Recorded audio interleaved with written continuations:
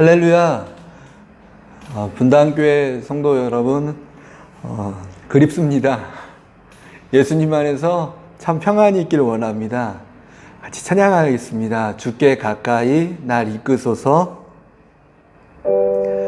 주께 가까이 날 이끄소서. 간절히 주님만을 원합니다.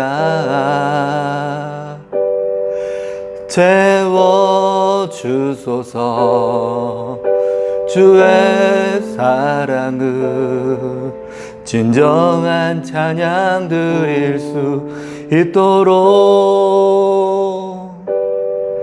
주께 가까이 날 이끄소서. 간절히 주님만을 원합니다.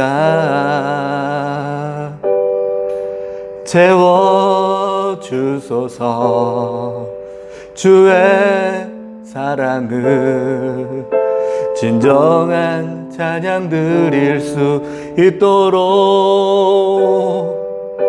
목마른 나의 영혼 주를 부르니 나의 맘만 저 주소서. 주님만을 원합니다. 더 원합니다. 나의 맘만 저 줍소서. 목마른 나의 영혼 주를 부르니 나의 맘만 저 주소서. 주님만을 원합니다. 더 원합니다. 나의 맘만 저 주소서. 목마른 나의 영혼, 목마른 나의 영혼 주를 부르니 나의 맘만 저 주소서. 주님만을 원합니다. 더 원합니다. 나의 맘만 저 주소서. 나의 맘만 저 주소서. 나의 맘만 저 주소서. 아멘. 하나님 말씀 보겠습니다. 하나님 말씀 고린도전서 11장 1절 말씀입니다. 제가 가진 성경 시작 성경 276면에 있습니다. 한 목소리로 하나님 말씀 읽겠습니다. 내가 그리스도를 본받는 자 된 것 같이 너희는 나를 본받는 자가 되라. 아멘. 바울 사도가 고린도 교회의 성도님들을 향하여 이런 당부의 말씀을 합니다. 내가 그리스도를 본받는 자가 된 것처럼 너희도 나를 본받는 자가 되라.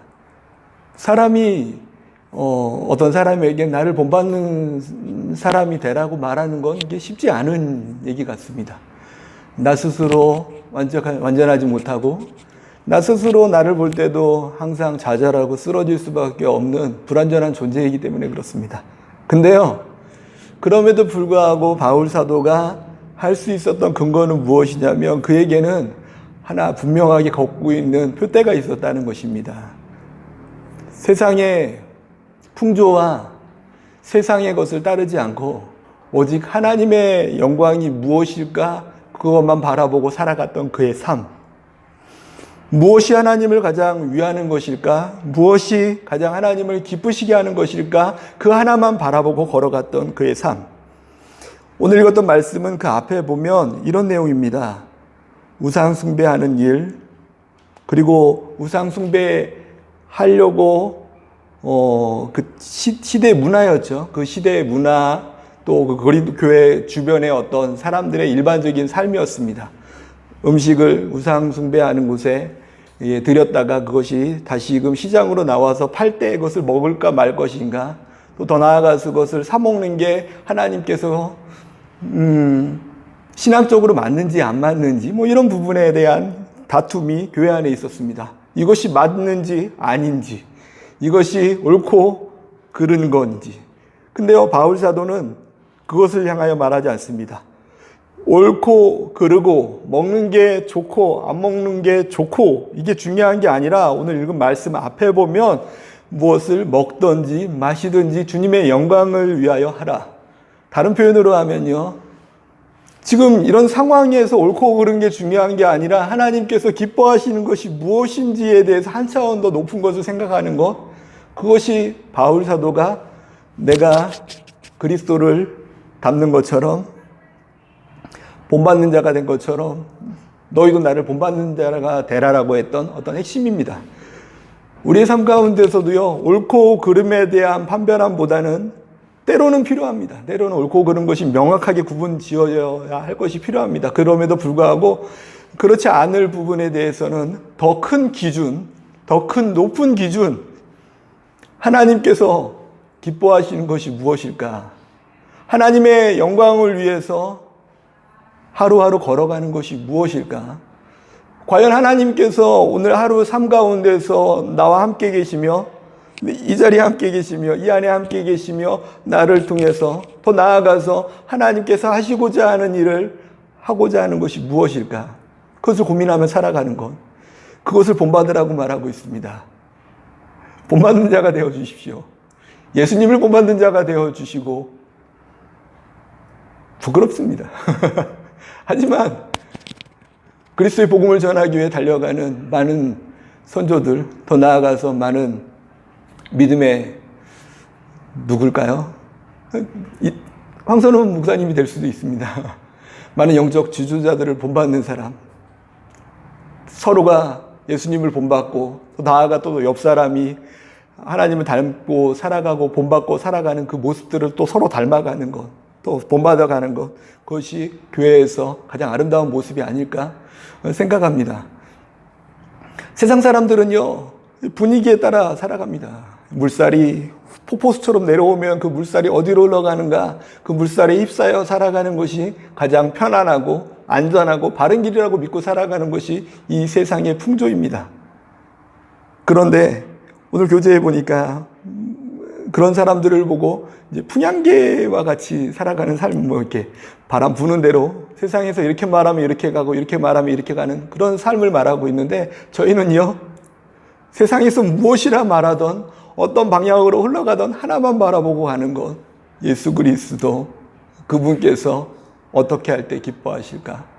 그분께서 복음을 전하기 위해, 생명을 구원하기 위해, 죄인을 구원하기 위해, 병든 자와 아픈 자를 치료하기 위해, 억압하고 눌린 자들을 자유케 하기 위해 걸어갔던 그 십자가의 길, 주님의 영광을 위한 길, 그 길이 과연 어떤 길일까? 그것이 바울이 걸어갔던 길이고, 그것이 또 우리가 걸어가야 될 길이고, 우리 분당 교회 모든 성도님들이 한마음이 되어 걸어갈 수 있는 명확한 길인 줄 믿습니다.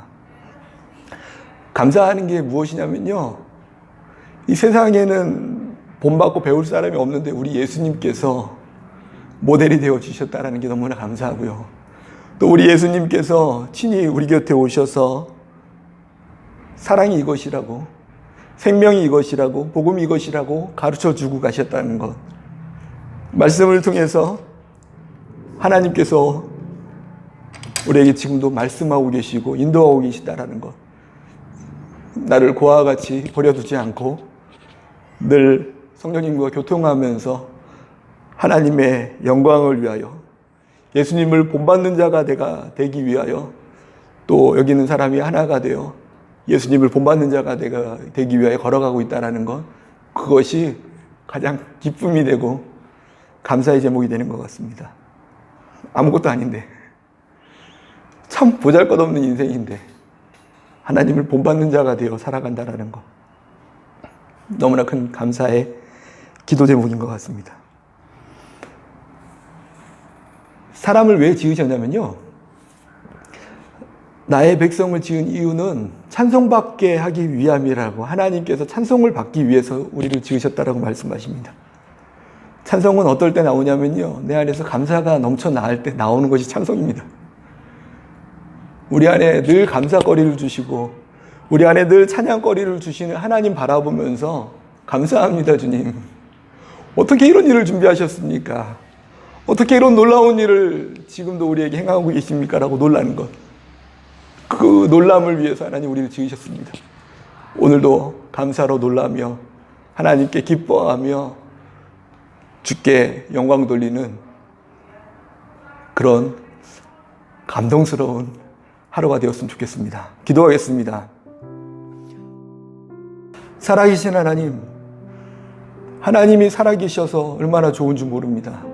그리고 우리가 닮아가야 할 길과 걸어가야 할 길을 명확히 보여주시고 늘 인도하여 주시니 하나님 말씀을 통하여 늘 지도하여 주시니 너무나 감사합니다. 좋은 교회 주신 거 감사드리며 서로 함께 섬길 수 있는 동역자를 주신 거 너무나 감사드리며 우리가 한마음이 되어 예수님을 닮아가고 우리가 한마음이 되어 서로가 서로를 닮아가며 하나님의 영광을 위해 걸어갈 수 있는 하나님께서 보시기에 가장 아름다운 교회, 하나님 보시기에 가장 아름다운 우리 가정, 하나님 보시기에 가장 멋진 그런 우리 예배자의 삶이 될 수 있도록 주님 인도하여 주시옵소서. 예수님의 이름으로 기도합니다. 아멘.